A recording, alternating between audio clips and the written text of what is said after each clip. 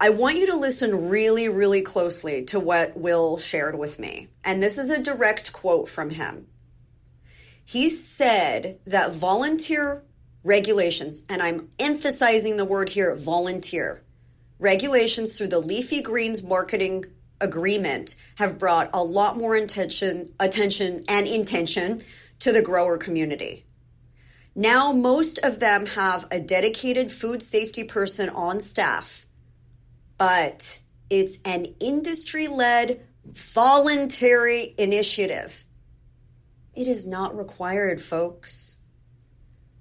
And there are a lot of debates over what the regulations for bagged lettuce should be since that fateful day in 2006 when that spinach outbreak killed numerous people. And Will, he informed me that there's a ton of data that's been amassed, but have we solved the problem? The answer is no. And that is straight from somebody who has been knee deep in the trenches for over 20 years. I know this is a lot to swallow. Oh my goodness. I know that this might come as a huge shock to you. But we have to stop and ask the question, guys. It's not going away. These outbreaks are not going away. These incidents of recalls are not going away. And guess what? By the time there's a recall, it's too damn late. It already is usually weeks, if not months, into the first case being identified. So if you're asking yourself right now, what do I eat? Let me continue. In September of 2018, I attended the 22nd annual Fresh Cut Products Conference at UC Davis's Post-Harvest Center. And they are largely considered the preeminent thought leaders and researchers in produce safety and shelf life extension. It was a 3-day deep dive into pathogens, processes, packaging, and everything P-related, produce.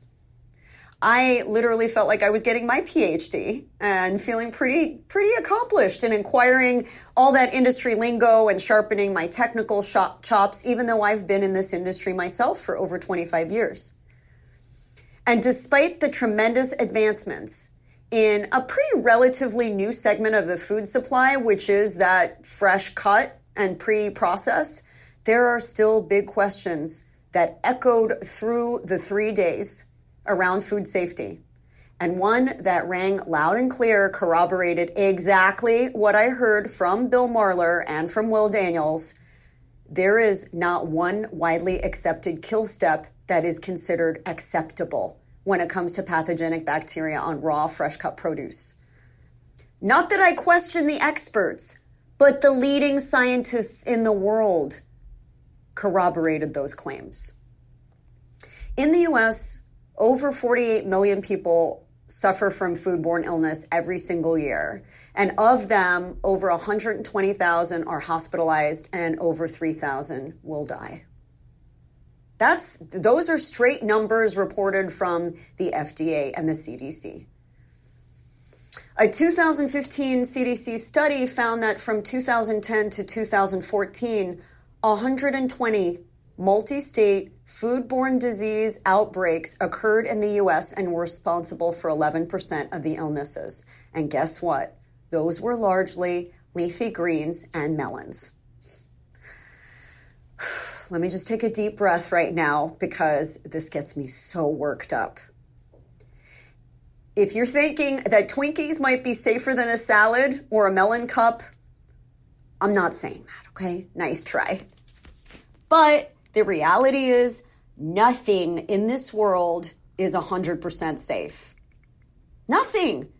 No matter how many processes we have in place, no matter how many systems, all of these programs, guys, are voluntary. Of course, a company never wants a recall to come back on their shoulders. It can all but kill their business. But it's still voluntary. So, since this all happened, there have been more recalls. There have been more issues. It just happened. There was just another outbreak. And it took the FDA over 6 weeks to even report that there was an outbreak. Meanwhile, people were they had no idea. They were in the dark. I mean, exactly 1 year ago, around Thanksgiving, around this time of year, you couldn't even find a head of romaine lettuce on the shelves.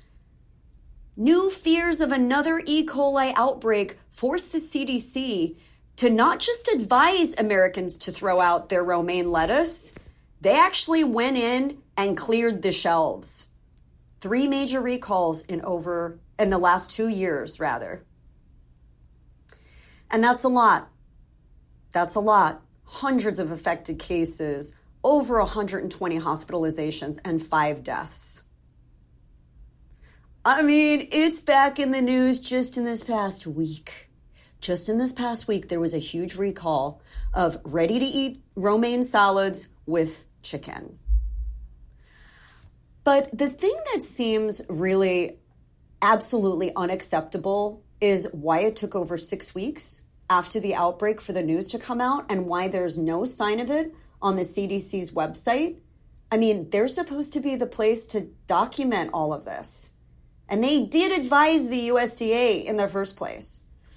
I connected with Bill Marler again, and he wrote on his blog, although the consuming public was kept in the dark, it is without question that government, industry, and academia knew that the outbreak happened, but they all chose to hide it until late this evening, and so much for transparency and food safety culture. Even Consumer Reports, which has done a lot of studies in terms of looking at the safety of bagged produce, especially bagged lettuce, is asking the same things. Why are consumers being left in the dark? Why are we not getting this information? Why is it that when we go to a grocery store, it doesn't say there's been an outbreak? We are not carrying lettuce because of that reason. The very definition of insanity, according to Einstein, is repeating the same action and expecting a different outcome. And here we are accepting that outbreaks are just part of our everyday lives. Everything in life carries a risk, okay? You could walk into the street and have a piano fall on your head or a meteor hit you. But more likely, you could grow your own produce and a rodent gets into the garden and drops a big one on it and you don't wash your produce properly and you get really sick. And the same thing could happen at a restaurant because the cook handled meat or went to the bathroom and then didn't wash their hands properly. And the same thing could happen because you cross-contaminate your food by using a cutting board where you use raw produce and then contaminate it with something that's cooked. Vice versa. And the same thing can happen because you went to the store and you bought produce and it was part of an outbreak and you didn't find out about it until a couple weeks later. So, my friends, what do? We are all about mitigating risk, reducing our risk. So I'm going to share with you a few examples of how you mitigate your risk. Because at the end of the day, that is what we need to do in order to protect our plate. Number one is if you're buying fresh cut, there are a few things you need to keep in mind. Retailers need to keep that produce refrigerated at a maximum of 40 to 41 degrees Fahrenheit. Ideally, it's getting stored between 32 to 36 degrees. Now, what you don't know is the temperature fluctuations that it went through before it got into their produce case. But if you want to make sure that at least what you can control is being checked on, then make sure that their case is between that 32 and 36 degrees Fahrenheit. According to numerous studies at UC Davis, they shared that 32 degrees is really the optimal temperature for preventing foodborne illness from happening. Also, you want to make sure to check expiration dates.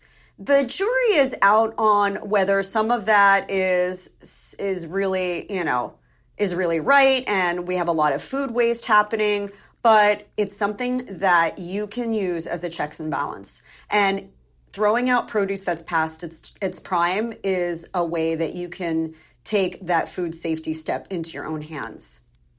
I would also look into the processes of the companies that you're buying from. There are some companies that have been implicated in one outbreak after another. And you can find out a lot of that information on the CDC and USDA websites. So look into their past. Have they been involved in multiple outbreaks in 1, 2, 3 successive years? Just something to think about. So that's number one if you're buying fresh cut produce that's already done for you. Number two, processing your own. Okay, when you're purchasing produce, try not to buy produce that's been bruised or damaged. And if it has, make sure that you're cutting that clean off, because unless you intend to use it for something that's getting cooked, incorporated into a soup or canned or something like that, that is a hotbed for bacteria. When you're buying it and bringing it home from the store, make sure that you're keeping it separate from meat, poultry, and other products that are raw. So any protein that could potentially then cross-contaminate is something to be aware of. When you're storing it, make sure to store perishable fruits and vegetables like strawberries, lettuce, herbs, and other cut items, anything that might be cut, in a clean refrigerator at 40 degrees Fahrenheit or below. I would recommend keeping high ethylene fruits like bananas, for example, separate from other fruit to avoid that overripeness, which can then accelerate the growth of bacteria. Of course, refrigerate all produce that is purchased pre-cut or peeled. And by all means, make sure you're washing your hands and washing your produce thoroughly. Begin with clean hands first. And I always recommend washing your hands. And this is straight from the CDC, by the way. Wash your hands for 20 seconds, and you can sing the happy birthday song slowly with warm water and soap. Hand sanitizer is something that you can look to in an emergency situation, but it's not the default. Actually cleansing your hands and using a surfactant, something that can chelate bacteria and the residue that can carry bacteria, is really important. And washing your cutting boards, your dishes, your utensils, your countertops with soap and hot water or some sort of surface cleaner is really key. And especially using that in between the preparation of raw meat, poultry, and seafood. If you're using a plastic or other non-porous cutting board, run it through the dishwasher to give it a real sterilization, because the heat and temperature of that water is something that is important. And clean it, for goodness sake, with something other than just water. Water is not a cleanser. If you've been following me for any period of time, you know that I'm the co-inventor of E Cleaner products, and I developed that line of products with my super smart scientist dad, and it's lab proven, patented, and just corroborated by all kinds of different third-party studies to be over 99% effective in removing the wax, pesticide residue, and junk, dirt, debris caked on soil that can carry that harmful E. coli, salmonella, and listeria.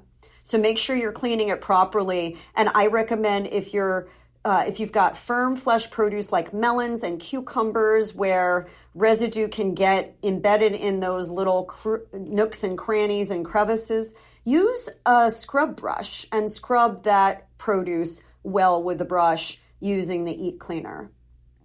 You know, drying produce with a clean cloth or paper towel can also help to remove any present bacteria. Just, you know, that friction of rubbing something against the produce can help to remove that. And agitation too. Using a salad spinner can be really effective in removing additional bacteria just from the agitation of working that produce back and forth. So I'm hoping that all of these tips and hints are helpful for you.